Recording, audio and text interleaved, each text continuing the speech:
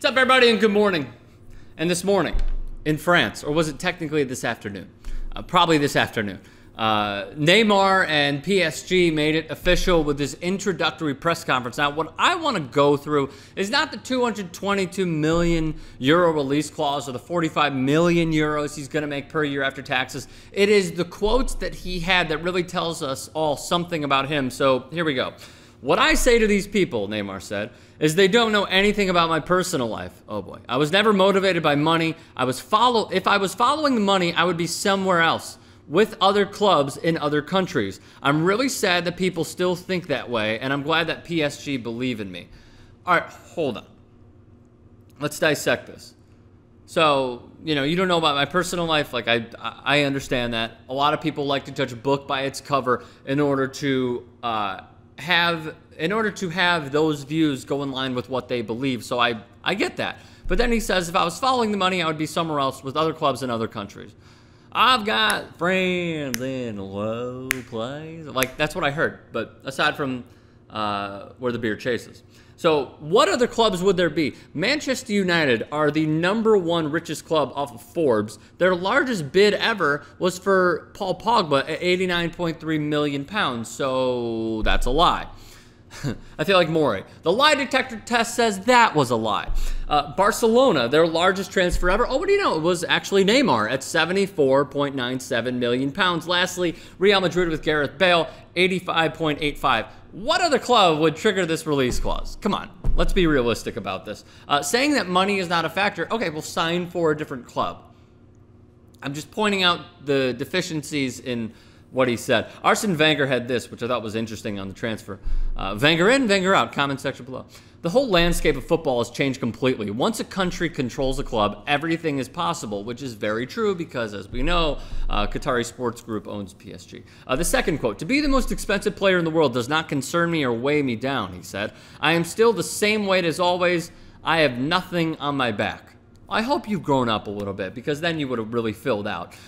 3, he says, the people at Barcelona are frustrated and this is the BBC, are comparing you to Figo. And Neymar says, I have done nothing bad. I am sad about the fact that the fans think that. I hope it is only a minority. I never lack respect to the fans, and I think every player should be allowed to stay or leave a club. You are not obligated to remain at a club. If you wish to leave, then the player has the right, which I agree with. And then he goes on to say, once again, I want to thank the fans, the club, the players, yada, yada. I agree with that. There's something called free agency where, like, our grandfathers and maybe our dads were like, well, back in my day, Neymar would have stayed at the club. Well, technically, if he did that, he wouldn't have gone to Santos. Or, excuse me, he wouldn't have left Santos in Brazil in order to go to Barcelona.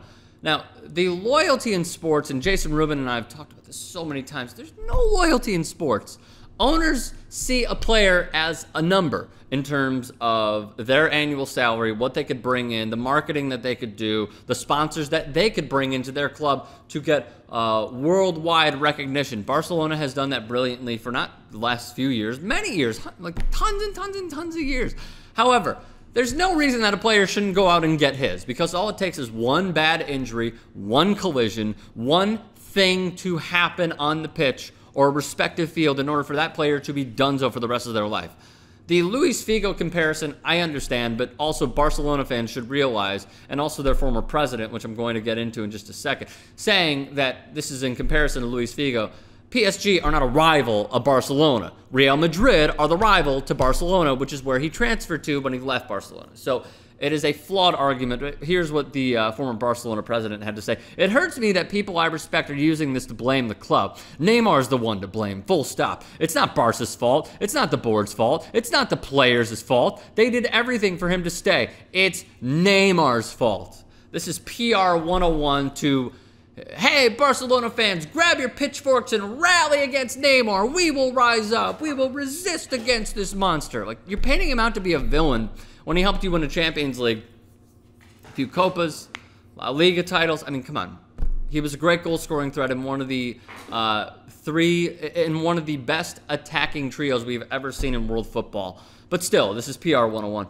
More frustrations from Neymar. Quote, this is for ambition. They have a similar ambition to mine as in PSG. I want something bigger, a bigger challenge in my heart that My heart made that decision and made me follow. That is why I am here. I want to get my best to help the club win trophies. I wanted to come to Paris, and it was only linked to finding a new challenge. It is not because I was not the star at Barcelona. I fitted in very well. This is not what I am looking for here. PSG deserve trophies, and I will have the new trophies. This is what motivates me. I want to dream bigger. All right, so here's my conclusion. It is cool that Whoa, I'm going through puberty. It's cool that Neymar is following his heart. Like, I get that. I think we should all follow our heart. We should go on the track of life to try and do as much as you possibly can, because life is so short, man.